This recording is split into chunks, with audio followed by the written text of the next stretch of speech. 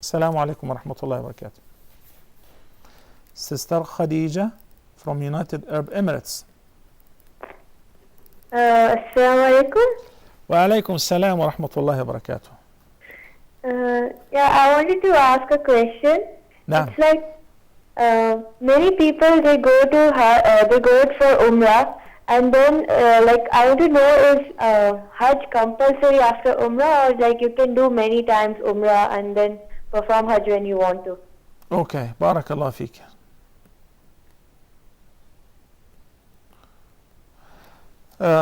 We have the second question. Brother Bilal was asking on behalf of his father, can his father pay zakat to his poor brother? Yes, it is permissible to pay zakat to your brother if he is eligible.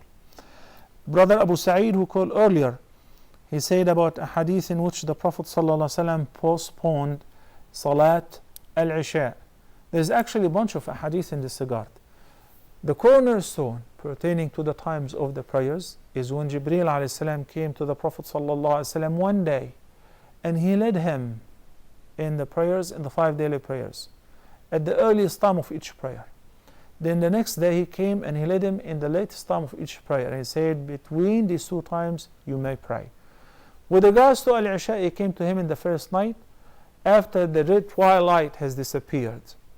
He said that is the beginning of Isha, so he led him in the Isha prayer. Next day he came after 1/3 of the night had elapsed.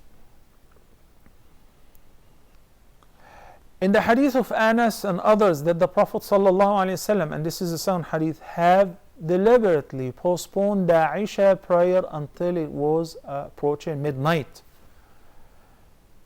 as an indication that it is permissible to pray Isha up to this time. And he said, لولا أن أشق, if it was not too hard or harsh, I would have postponed the Isha to the end of its time.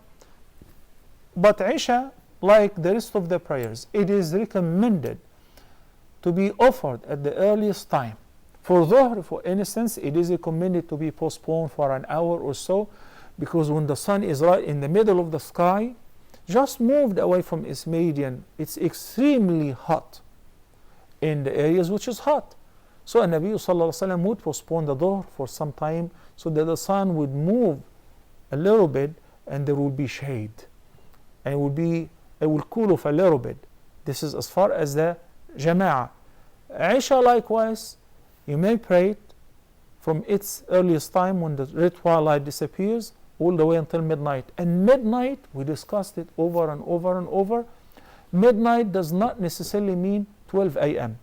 It is quite interesting that in my trip to many European countries and approaching the borders of Russia recently, last week, I saw some countries, for instance in Latvia and in Lithuania, we prayed Maghrib past 10 p.m.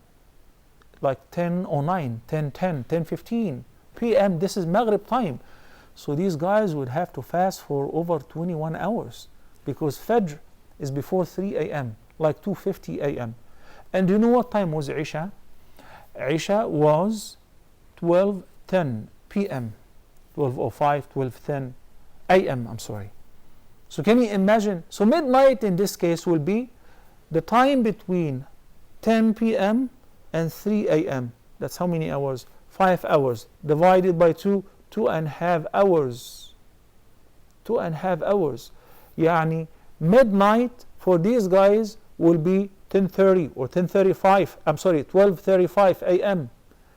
They only have a very short period of time to offer Isha. Its earliest is 10:05.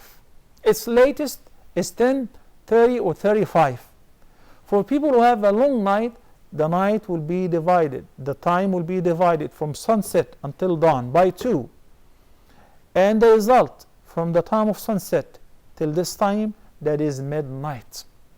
And you should not exceed midnight as far as offering Salatul Isha, or it will be considered as qada.